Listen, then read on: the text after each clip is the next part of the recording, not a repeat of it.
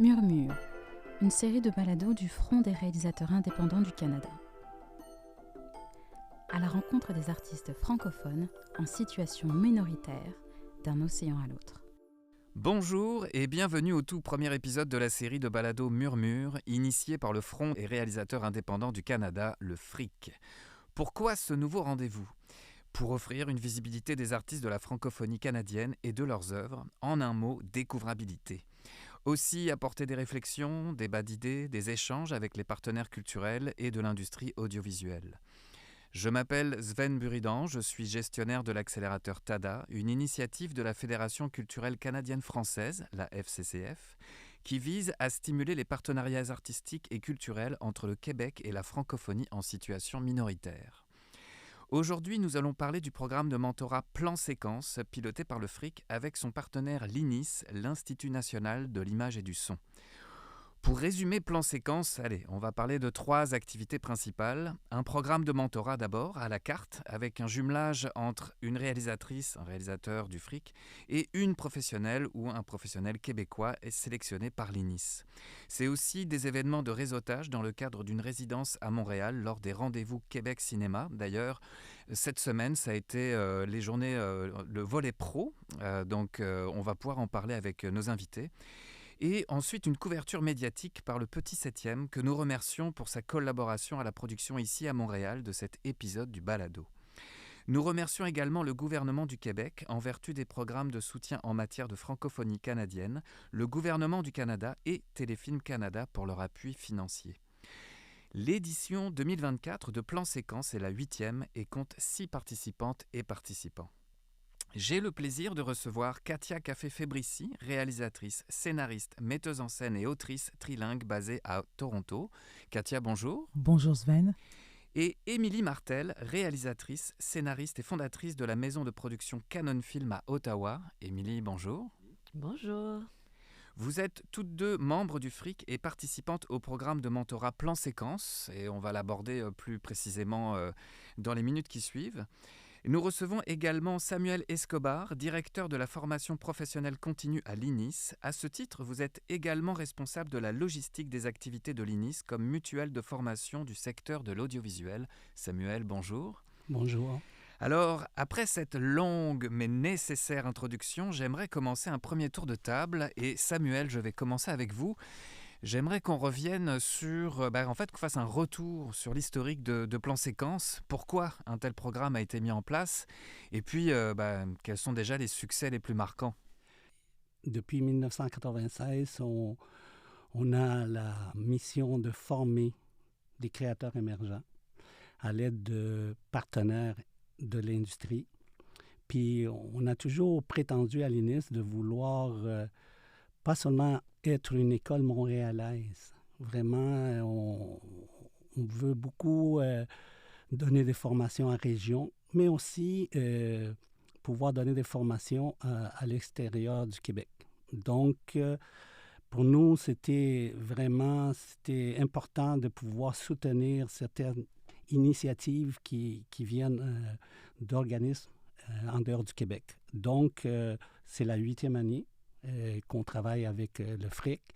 Puis pour nous, parce qu'on vit quand même la même réalité. Hein? On est en Amérique du Nord, on est dans une situation minoritaire. Puis pour nous, c'était vraiment important de pouvoir soutenir les créateurs et les créatrices qui sont à l'extérieur du Québec.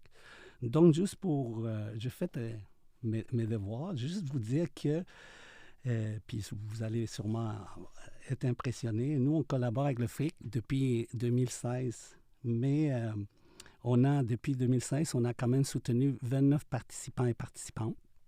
Mais en fait, c'est 40 mandats parce qu'on a quand même des créateurs et des créatrices qui sont revenus.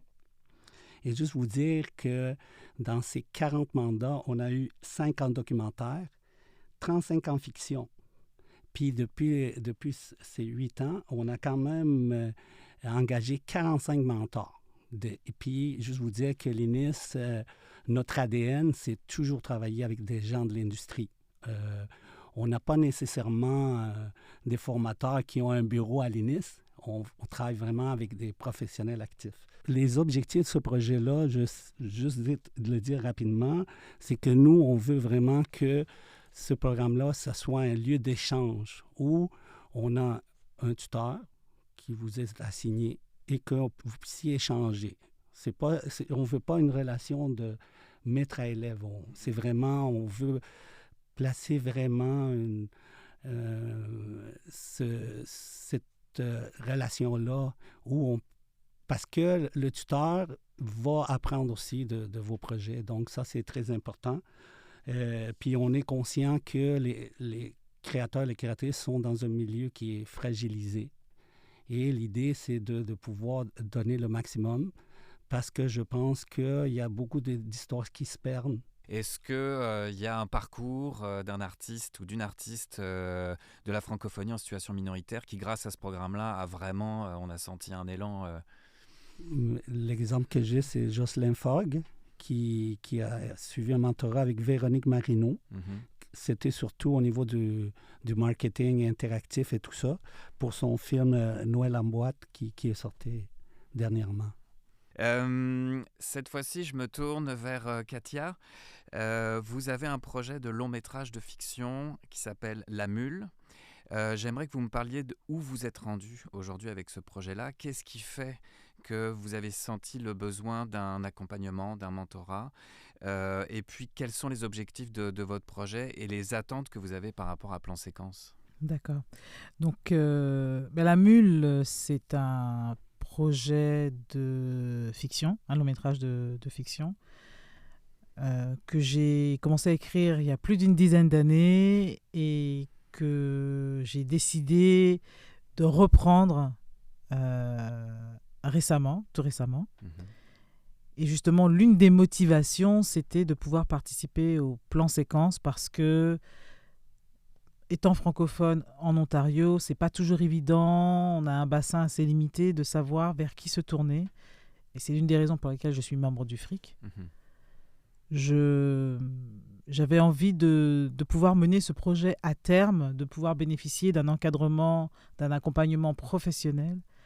Et l'idée de travailler avec un mentor issu de l'INIS, dont la réputation n'est plus à faire, vraiment me motivait, m'enchantait.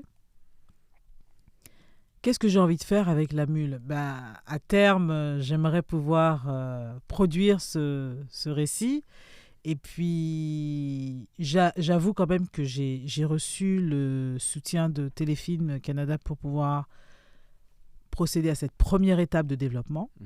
Donc, c'est très, très motivant, sachant que le film de genre n'est pas spécialement,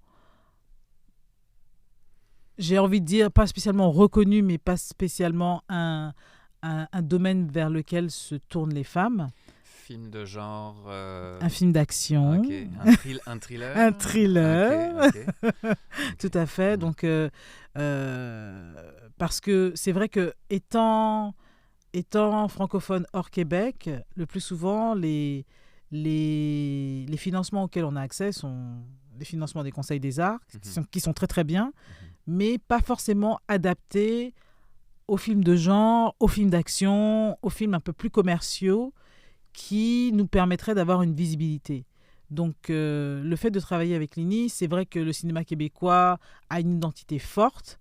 Et alors, soit je travaille en anglais, mais si j'ai envie de continuer à travailler dans ma langue maternelle, je ne peux me tourner que vers le Québec parce que le bassin ou l'écosystème cinématographique en Ontario français est ultra limité. Ouais. Puis, est-ce que vous avez déjà eu un premier contact avec votre mentor ? Tout à fait. J'ai eu un premier contact avec mon mentor. En fait, j'ai eu 2 contacts, on va dire. On s'est rencontrés virtuellement au départ parce que distance oblige. Et puis, le courant est passé très, très bien, et tout de suite. Et on a eu le plaisir de se rencontrer durant ma venue à Montréal, où on a passé 1h30 ensemble, d'ailleurs hier. Et là, on a parlé de manière informelle, mais on est quand même tout de suite rentré dans le récit. On a beaucoup de choses qui nous lie de par notre petit penchant pour ce monde un peu... On dit le monde interlope, c'est ça, C'est ça. on ose le dire. On ose le dire.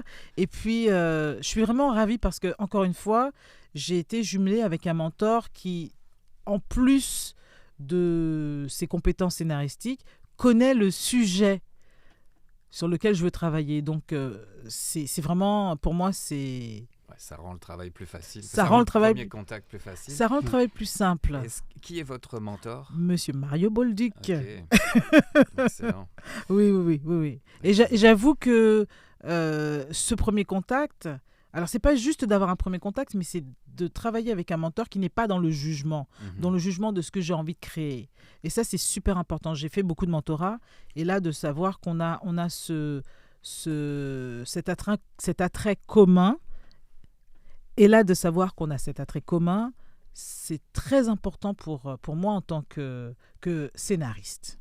Quand on écrit notamment, c'est important de savoir qu'un accompagnement, c'est nécessaire. Parce que oui, c'est un travail solitaire, on est devant son ordi, on est avec ses pensées, ses personnages. Moi, je parle de mes personnages comme si c'était mes amis, je les connais. Dans mon entourage, tout le monde connaît mes personnages. Mais de travailler avec quelqu'un qui, en tout cas pour moi, qui m'apporte la structure, parce que j'écris de manière littéraire depuis très longtemps, mais avoir ces structures dont j'ai besoin, je pense que je l'ai trouvé avec Mario, sachant que j'ai déjà mes premiers devoirs, on n'a pas encore commencé, mais j'ai déjà mes devoirs.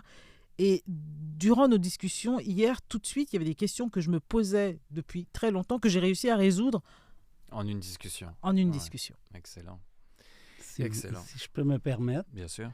Mais en fait, c'est un peu le mandat qu'on donne à nos tuteurs. Parce que souvent, comme tu disais, quand on crée, on est souvent tout seul. Puis parfois, on a, on va dire, l'arbre en plein face, mais tu ne vois pas la forêt. Donc, l'idée d'amener un mentor dans les projets, c'est de pouvoir te donner des outils pour que tu puisses faire 2 ou 3 pas de recul pour pouvoir mieux voir ton projet.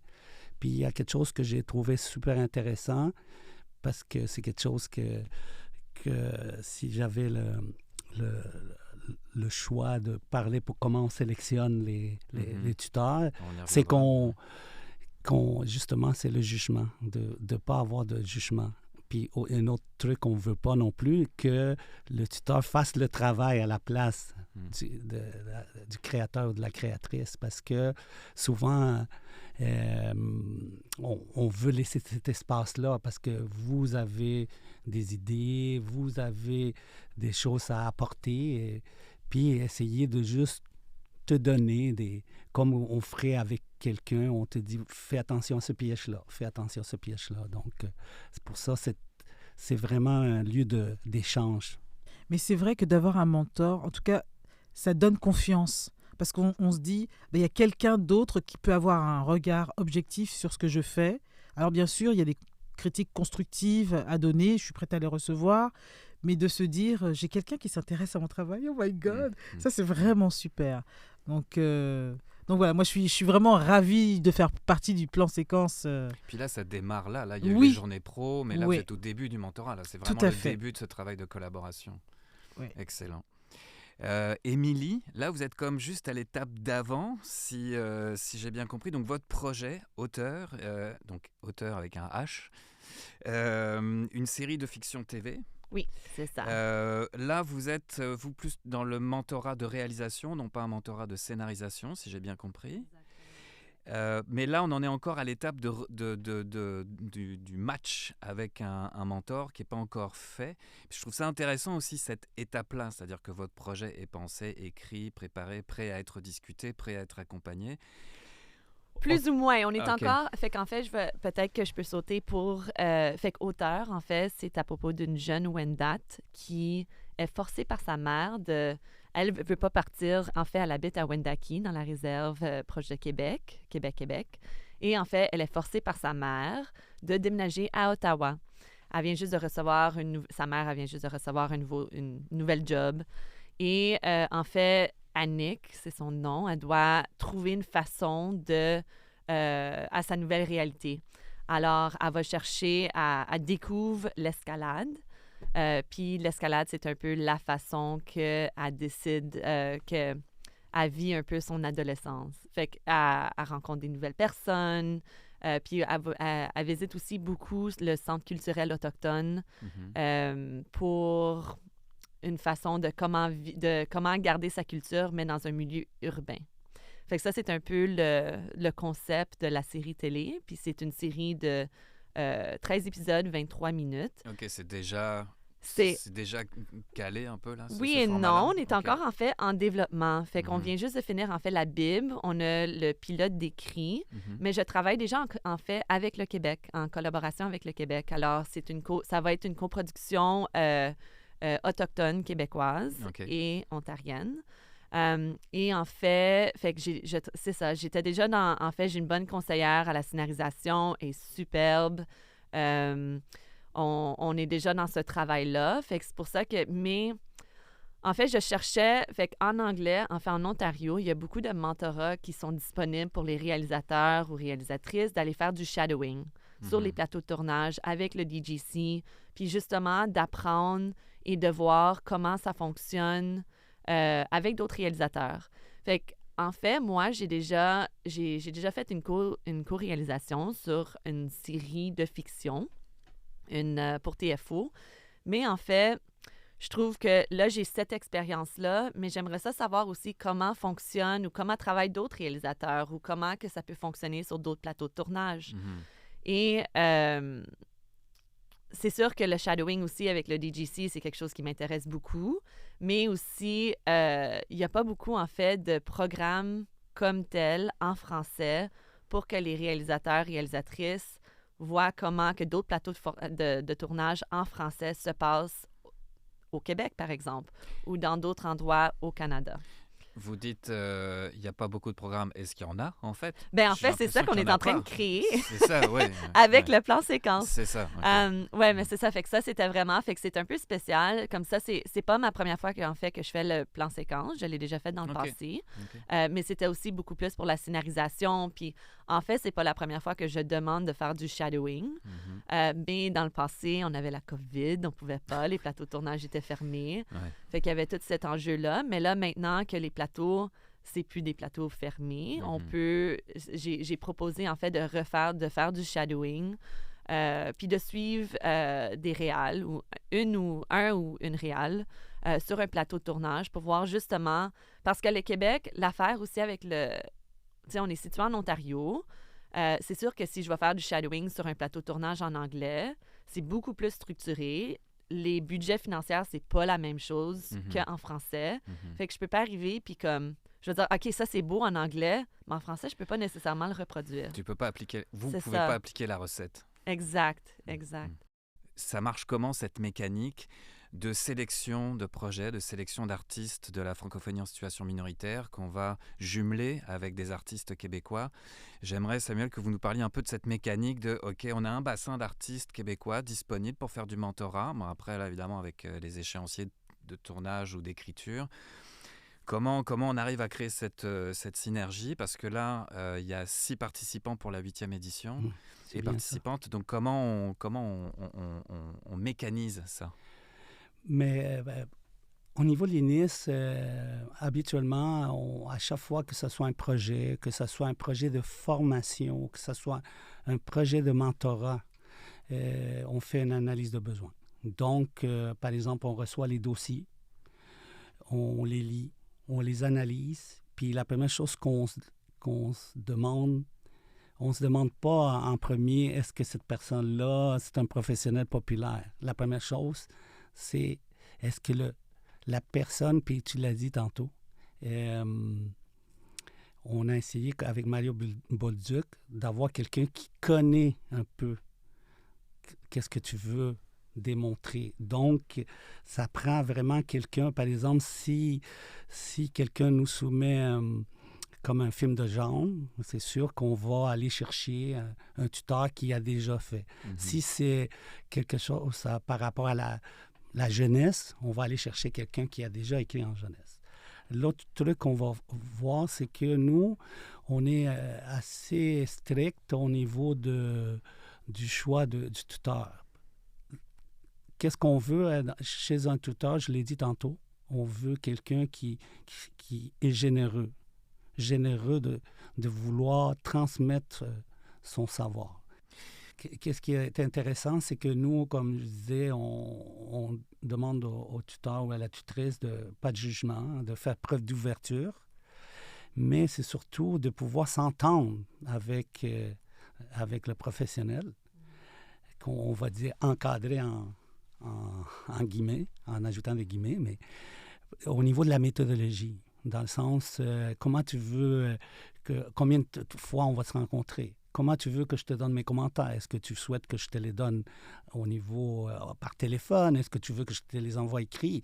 Parce que tu es un créateur, puis on essaie de s'adapter. On ne veut pas que le tuteur ou la tutrice vienne avec sa méthodologie puis dise « Moi, je fonctionne comme ça. Moi, je te donne mes commentaires à chaque semaine. » Mais disons que toi, tu veux des commentaires à chaque 3 semaines parce que tu as, par exemple, tu as un autre travail, tu as des enfants, puis tu ne peux pas écrire. Donc, on essaie de s'adapter de ce côté-là aussi. Oui, absolument. Si on recule un peu au-delà du projet Plan Séquence, je voudrais voir avec vous, Émilie et Katia, un peu qu'on parle de vos parcours, c'est-à-dire avant d'arriver à la réalisation. J'ai ouï dire que c'est ça, vous avez des parcours assez étonnants, riches, variés. Vous n'êtes pas sortie d'une école de cinéma pour être réalisatrice. De toute façon, des écoles de cinéma en langue française dans la francophonie en situation minoritaire, ça n'existe pas. D'où le projet Plan Séquence pour la formation continue et du développement professionnel. Donc, qu'est-ce qui vous a amené à la réalisation? Puis aussi, c'est quoi être artiste en franco-ontarienne? C'est quoi la réalité de la production et diffusion audiovisuelle au Canada, du côté franco? Et vous l'aviez évoqué un petit peu, vous êtes beaucoup amené à travailler avec les anglos, évidemment, mais comment faire, me donner, pour défendre sa spécificité, sa culture et sa langue, et de vouloir continuer dans ce réseau-là qui est fragile, qui est un tissu serré? Alors, il y a une chose que je voudrais dire. Excuse-moi, vas-y. Non, une grande question, c'est ça que je voulais dire. Vas-y. C'est pas qu'on défend nos spécificités, c'est que c'est la toute première chose que je voudrais dire, c'est que quand on est en Ontario, d'office, on est rejeté de tous bords. Mm-hmm. On n'a pas le choix que de s'affirmer dans notre spécificité, parce que étant dans un milieu anglophone, on dit « Ah, mais pourquoi tu crées pas en français ?» Quand on veut créer en français, t'habites pas au Québec. Ouais. Ah, et donc, il reste quoi? La francophonie canadienne, elle est minuscule. Ouais. Oui. On se connaît tous, on travaille tous ensemble. Enfin, on travaille pas tous ensemble, mais on se connaît tous. On s'est tous rencontrés à un moment ou un autre. Et de pouvoir faire le choix d'écrire en français, de travailler en français, de réaliser en français, il nous reste quoi? Il nous reste le Conseil des arts, où on fait des projets indépendants, donc on reste ad vitam aeternam indépendant. Mm-hmm. Travailler à la télé, quand on sort de TFO, d'UniTV, et puis après c'est Radio-Canada, c'est tout petit. Voilà, je voulais juste dire ça en préambule avant de répondre aux questions. Non, mais c'est ça que je voulais amener sur la table, justement, bien sûr.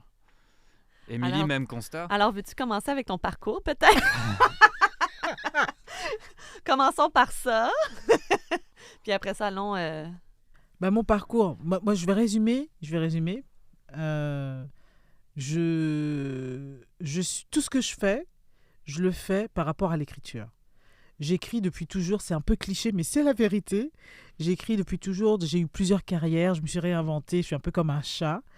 Et donc, je suis arrivée au cinéma par l'écriture, parce que j'ai justement remporté un concours d'écriture de scénario documentaire à l'ONF il y a quelques années. Et ensuite, je me suis dit, est-ce que j'aime ça, le cinéma? Est-ce que je vais continuer?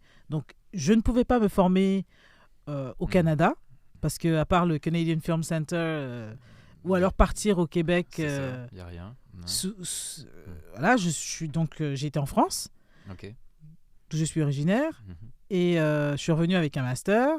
Et là, je me suis dit, bon, je vais en faire un deuxième, puis un troisième. Et puis, tout de suite, je suis devenue membre de la DGC, la Directors Guild of Canada, la guilde des réalisateurs et réalisatrices du Canada. Et là, la première question que j'ai posée, avant même de devenir membre, c'est qu'est-ce que je dois faire pour avoir une carrière de cinéaste? Ça veut dire quoi? Et là, la question qui m'a été posée, c'est est-ce que tu es sérieuse? Est-ce que tu as envie vraiment de devenir cinéaste, d'être une cinéaste? Je dis oui. On dit il faut que tu investisses dans ta carrière, fais le maximum de projets. Un coiffeur coiffe. Donc, un réalisateur, ça réalise. Et c'est là que j'ai commencé à rentrer contrainte et forcée de devenir productrice. Je suis rentrée dans le circuit des conseils des arts et j'ai commencé à faire de l'autoproduction. J'aime pas ça, j'en ai pas envie, mais je suis obligée parce que... Artiste entrepreneur, parce que tu n'as pas le choix. Pas parce le que choix. Vous n'avez pas le choix. Ouais. Parce que je n'ai pas le choix, parce que... donc là, tous les jours, je dois apprendre, je fais des demandes, je passe un temps fou à faire des demandes. On a besoin de plein de choses et puis on doit... Alors en plus, on a des contraintes. C'est que comme on est en Ontario, on nous demande de travailler avec des collaborateurs francophones basés en Ontario. C'est hyper compliqué. Mais bon, la vie est belle. Je fais ce que j'aime. Je fais ce que j'adore. Donc, je me plains pas à ce niveau-là. Bien dit. OK, Émilie? alors, je ne sais pas comment loin qu'on va avec comment qu'on est devenu, comment qu'on est arrivé ici aujourd'hui. Mais en fait que moi, j'ai étudié en fait le théâtre. Alors, j'ai étudié depuis que je suis tout jeune. Tout que je voulais faire, en fait, c'est d'être actrice. Et en fait, même dans ce temps, en fait, les gens me disaient toujours, en fait, tu vas jamais travailler parce qu'en anglais, tu as un accent francophone, puis quand tu parles en français, tu n'as pas l'accent québécois. Puis quand j'allais à des auditions, les gens ils disaient toujours, excusez-moi, mais c'est quoi ta première langue? J'ai dit le français. Mais non, ça peut pas être le français. J'ai dit, oui, mais ta mère, ton père, ils parlent quoi? Français. Puis après ça, non, mais ça se peut pas, tu as un accent. Puis c'est toujours, puis ça, c'était pour quand que je faisais des auditions pour, en fait, des productions québécoises. Et alors, j'ai décidé, en fait, fallait que je choisisse est-ce que je veux aller étudier en français au Québec ou est-ce que je veux vraiment aller percer en anglais? Fait que j'ai décidé, en fait, de déménager à New York pour essayer, justement, d'aller dans un milieu anglophone puis essayer d'enlever mon accent francophone. Ça, c'était toujours, en fait, le but qui est un peu triste. Oui. Mais c'est pas mal ça. C'est sûr aussi que j'étais plus jeune, je voulais l'aventure, je voulais déménager, il y avait tout aussi l'aspect-là. Mais, justement, fait que j'ai étudié le théâtre à New York. Et en fait, c'était tellement intense, j'ai eu un petit burn-out que je voulais plus rien savoir du théâtre. Puis je me suis aussi rendu compte, ça c'était dans le temps qu'on commençait à évaluer un peu l'équité entre les femmes et les hommes dans le niveau cinéma. Puis après ça, il y avait des numéros qui sortaient. En fait, il y a plus d'actrices, mais en fait, il y a juste 30% des rôles, c'est pour des femmes. Versus le reste, c'est pour des hommes. Puis c'est pourquoi qu'il y a ce problème-là, c'est qu'il n'y a pas beaucoup de femmes réalisatrices. Je veux dire, encore, c'est terrible aujourd'hui, les statistiques, mais c'est encore plus pire dans ce temps. Et je me suis dit, là, il y a vraiment un problème en arrière de la caméra. Puis aussi, écrire, c'était une forme de thérapie pour moi. Fait que j'ai commencé aussi à écrire, puis là, j'ai commencé aussi... Puis ça me surprend à cause qu'en fait, en école secondaire, je me suis toujours fait... Comme l'écriture, c'était l'affaire que j'étais la pire à faire. C'était vraiment les langues et tout, le français, l'anglais, c'était horrible. Puis là, c'est vraiment comme j'ai trouvé un amour, en fait, pour écrire des scénarios. Puis je me suis rendu compte, pour moi, c'est comme le littéraire. C'est vraiment pas qu'écrire un livre, non. Comme je vois des dialogues, je vois... la simplicité, en fait, d'écrire des scénarios. C'est sûr qu'il y a la complexité en arrière de ça, mais c'est comme un art que, en fait, j'ai trouvé un peu un amour pour ça. Puis après ça, en fait, pour les femmes, de travailler dans un niveau, de tomber dans la fiction tout de suite, avoir une équipe, de convaincre, même si tu fais comme un low budget ou pas d'argent, de convaincre les gens de faire la caméra, de faire ci, de faire ça, c'est quasiment impossible. Mais qu'est-ce qui est facile, c'est d'avoir... J'ai sauvé mon argent, je me suis acheté une caméra, puis j'ai commencé à faire du documentaire. Ouais. Fait que j'ai commencé à faire, puis je me suis tout enseignée par YouTube. Auto-formation. Auto-formation. Okay. Wow. J'ai commencé à regarder beaucoup de tutoriels. Puis aussi, j'ai eu vraiment... Puis après ça, je me suis tombée un peu dans le côté journalistique. En fait, j'ai commencé... C'est ça. J'ai eu vraiment des bons mentors aussi en documentaire, mais j'étais un one-person band. Alors, je faisais le son, la cam...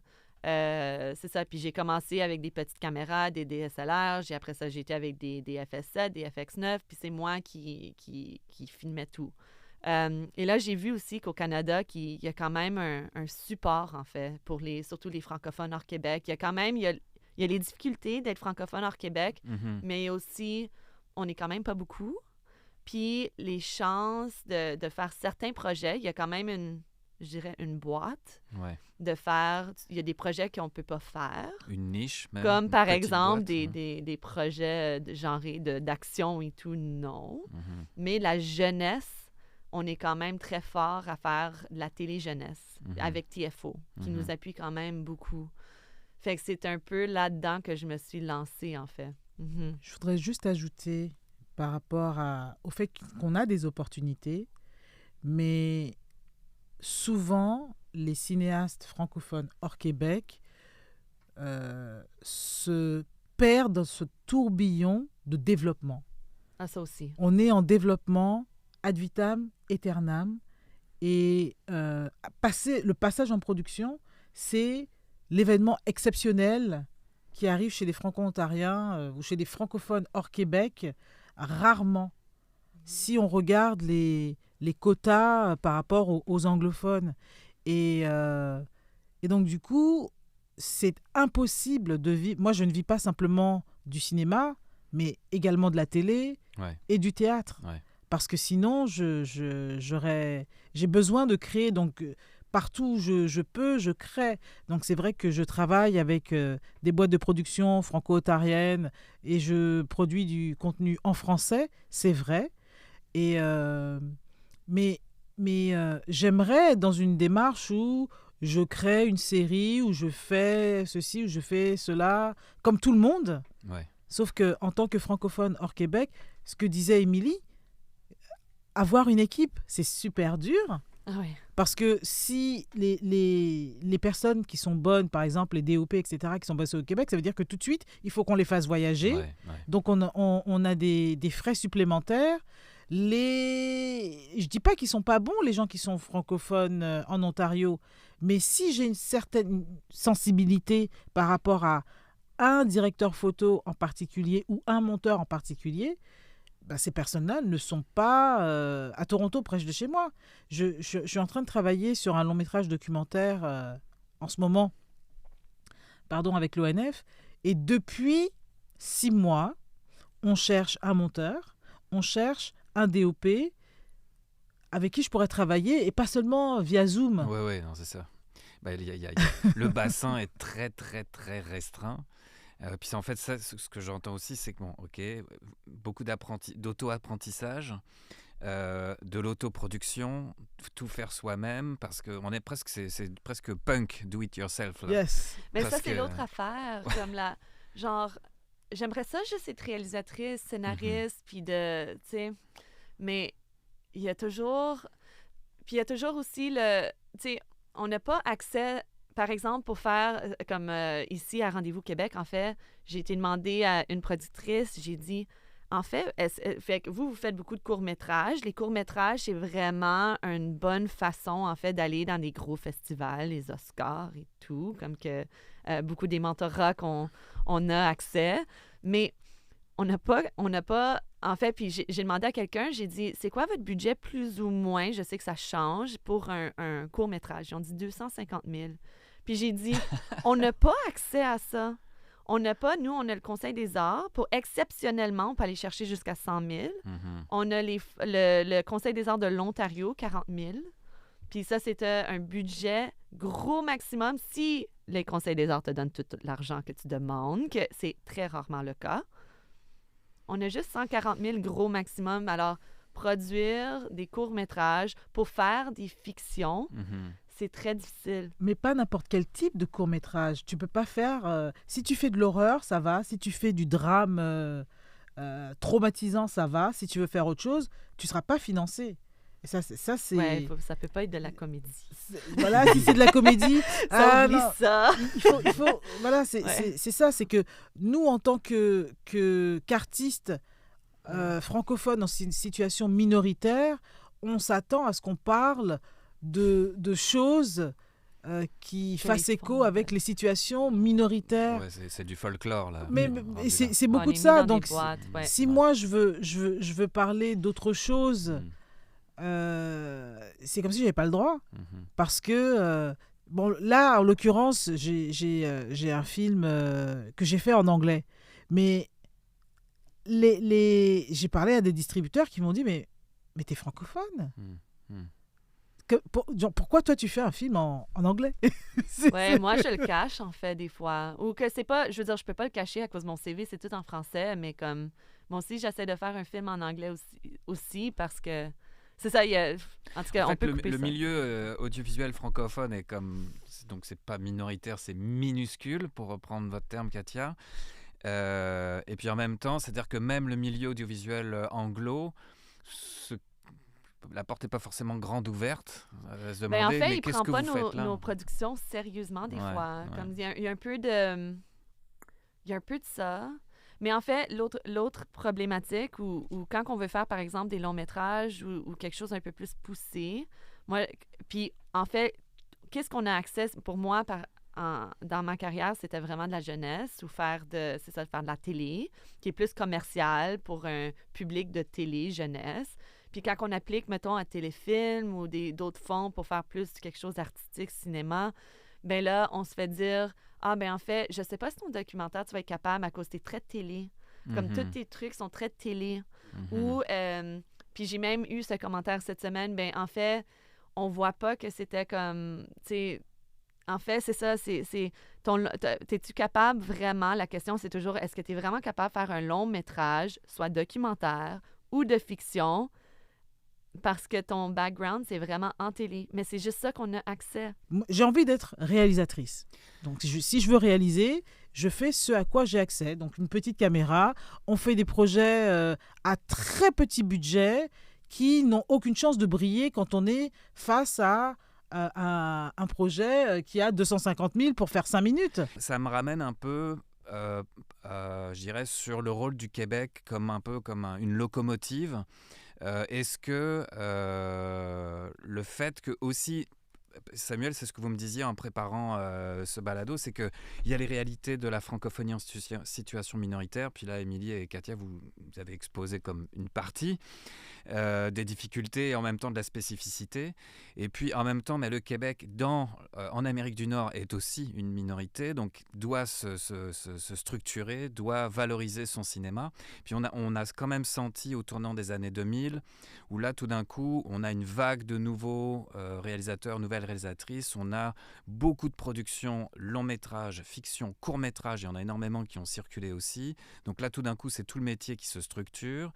Et donc, tout d'un coup, c'est un peu la perception que j'en ai, puis j'aimerais la valider avec vous dans la discussion, c'est est-ce que le Québec, depuis une vingtaine d'années, du fait d'avoir renforcé son cinéma déjà sur son propre territoire et d'avoir été amené à briller à l'international, est-ce que ça a un mouvement un peu de happer, de venir attirer des collaborations avec les francophonies en situation minoritaire, donc comme le programme Plan Séquence? Est-ce que je rêve un peu en couleur? Est-ce que c'est un discours de licorne? Le Québec aussi est dans une situation minoritaire. Peut-être mais on a la chance qu'on est protégé par la province, parce qu'on est en majorité dans notre province, mais on est dans une situation où on est entouré d'anglophones à travers le continent. Donc, depuis l'histoire, je pense que cette situation a fait qu'on aime notre culture, on veut la partager, on veut montrer au monde, pas seulement au Canada, au monde, on veut montrer que c'est quoi notre spécificité. Donc ça, je pense que c'est un gros moteur. Ça, c'est la première chose. Puis je pense que dans les francophones hors Québec, il y a cette motivation aussi. C'est de vouloir dire, moi, j'ai envie de raconter mon histoire. Voici ce que je suis et j'ai besoin de raconter ça. La différence avec l'Ontario, par exemple, comme tu disais tantôt, Katia, mais c'est qu'au Québec, on a instauré certaines choses, comme par exemple la SODEC. La SODEC, et la SODEC a un programme de talent émergent. Il y a Téléfilm aussi, parce qu'on peut aller chercher. Donc, il y a eu des institutions qui ont été créées, qui ont permis de pouvoir aller chercher ce talent-là. Je peux aussi parler de l'ONF. Parce que si vous voyez l'histoire de l'ONF, au début de l'ONF, beaucoup de réalisateurs, surtout au début, ont beaucoup travaillé avec l'ONF, ont créé des films et ont créé des belles choses. Mais il y a toute cette notion-là aussi, c'est que le milieu, les Québécois, on est des amateurs, je pense, de films. Il y a eu beaucoup de mouvements. Juste à donner l'exemple du mouvement Kino. Ça fait 25 ans que ça existe. Ouais.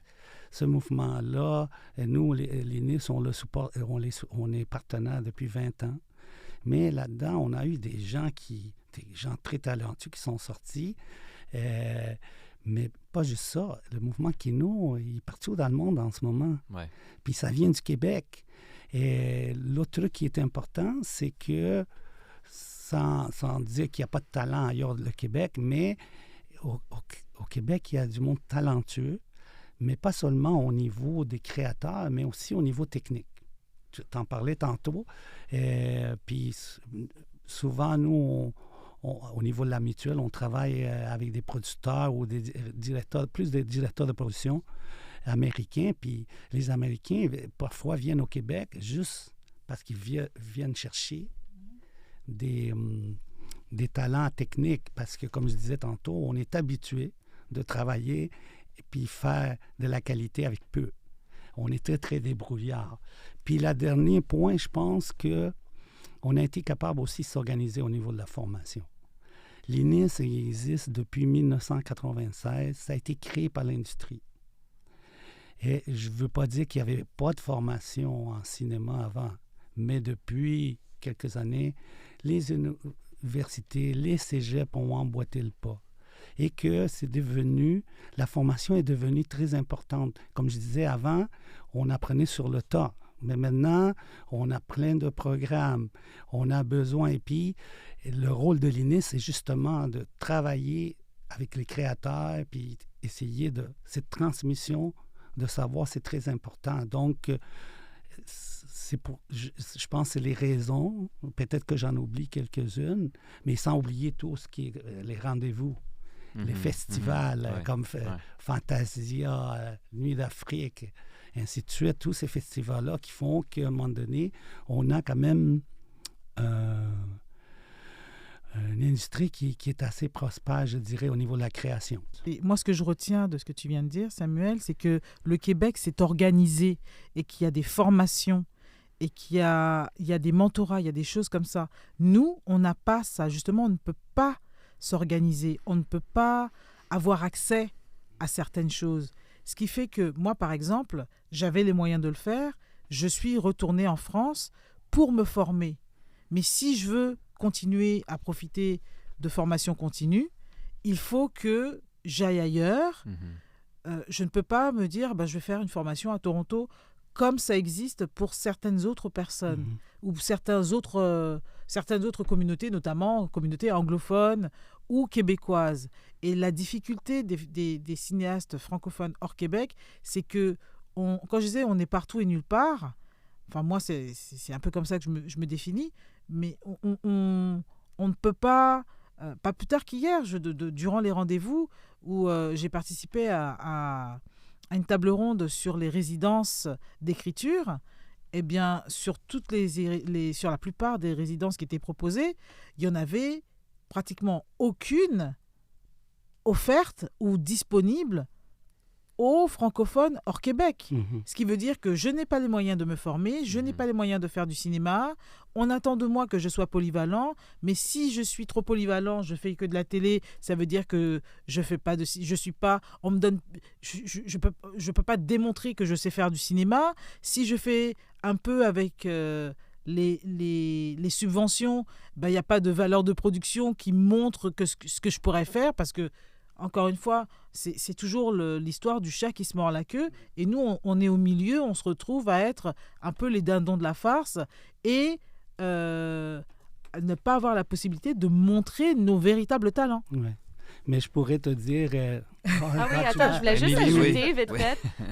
En fait, nous aussi, tu sais, c'est très... j'entends souvent, par exemple, qu'il y a des gens qui sont intéressés à faire la réalisation, ou des jeunes, je parle des plus jeunes, qui pour aller la formation et tout, en Ontario, qui sont des francophones, qui disent « Ah, en fait, je ne savais pas qu'il y avait une industrie francophone en Ontario. » Alors ils décident toujours d'aller étudier en anglais.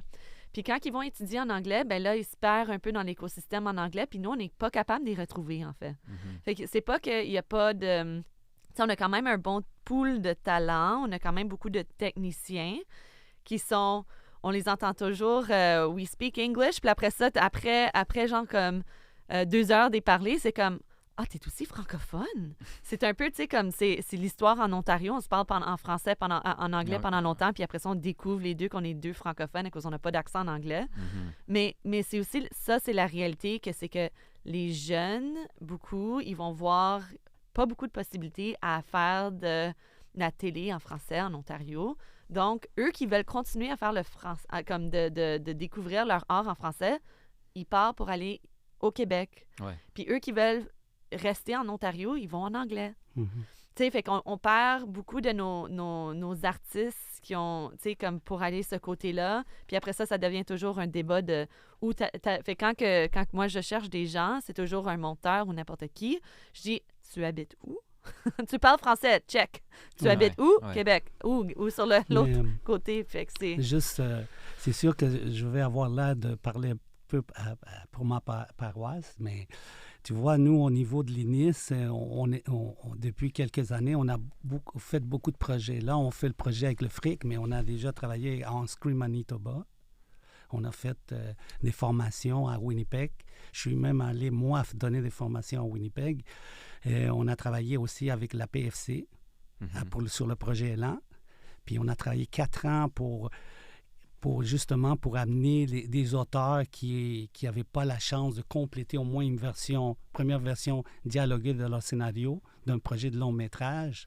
Puis je pense qu'on a 2 films qui ont été financés. Donc déjà, c'est des petits pas, mais on est en train d'avancer. En ce moment aussi, nous, on travaille avec la SODEC, on est les formateurs attitrés, on va dire, de la SODEC, du programme Créateurs émergents.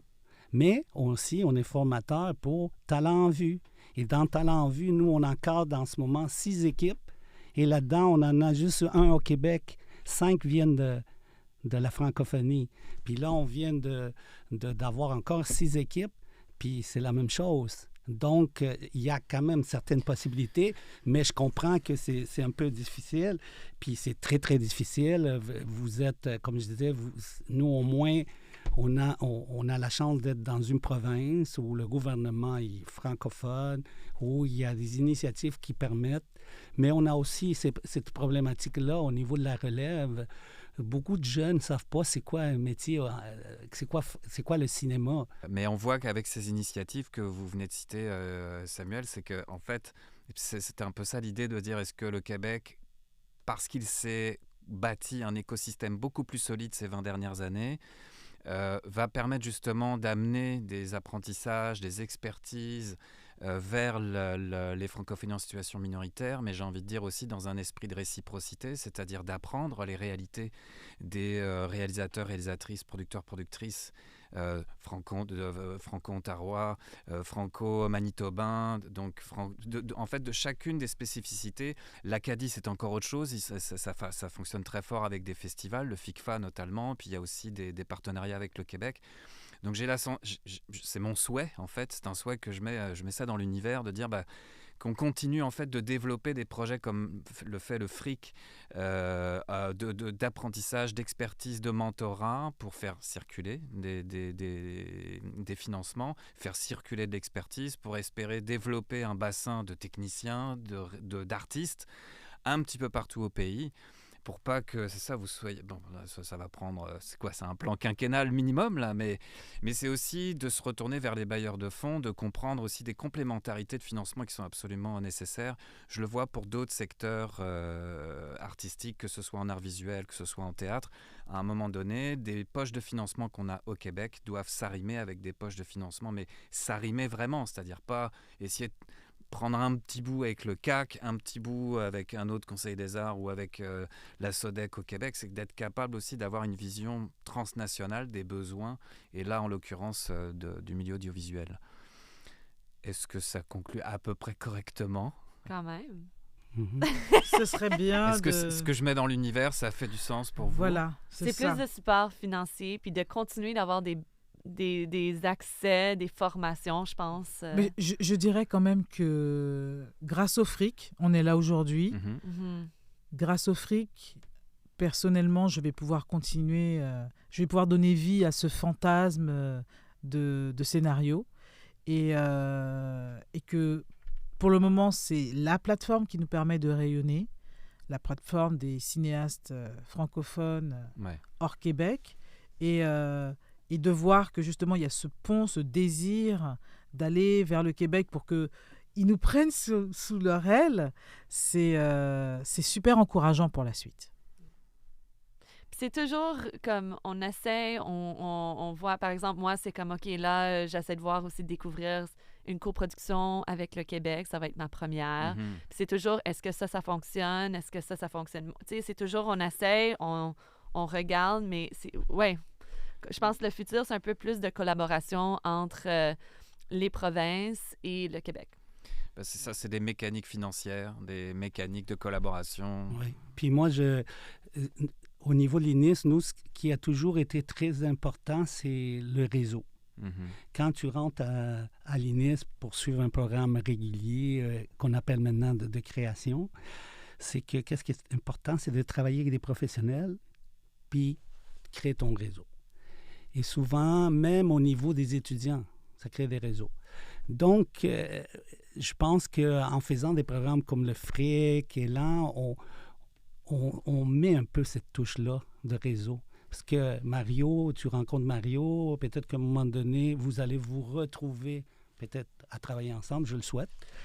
Et puis, il faut aussi comprendre que quand nous, on fait ces programmes-là, moi, par exemple, juste parler rapidement d'Élan, j'ai appris pas mal de choses que je ne savais pas. Par exemple, souvent, on est en train de lire des synopsis, des choses comme ça, puis on se rend compte qu'il faut aller plus loin que juste voir, par exemple, dans un synopsis, des fautes d'orthographe. Parce que la personne qui a envoyé ce synopsis-là est peut-être dans une situation minoritaire et en danger. Qu'est-ce qu'il faut voir, c'est le potentiel de son scénario que de voir ça. Puis ça, on a essayé de comprendre parce que vous êtes dans une autre situation qui n'est pas la nôtre. Puis nous aussi, on apprend de tout ça. Puis je pense que... Puis j'étais très content d'être invité à cette balado. Voilà. Merci à vous trois, merci Émilie, merci Katia, merci Samuel. Comme c'est une nouvelle série de balados, moi j'ai envie de mettre un autre petit truc dans l'univers, c'est et si on se retrouvait dans quelques mois, quand vous aurez avancé dans vos projets, puis qu'on fasse un peu le bilan de ce qui a été, ce qu'a donné plan séquence dans chacun de vos projets. Alors peut-être que ce sera pour un prochain rendez-vous. Merci beaucoup. Merci bien. Merci. Merci bien.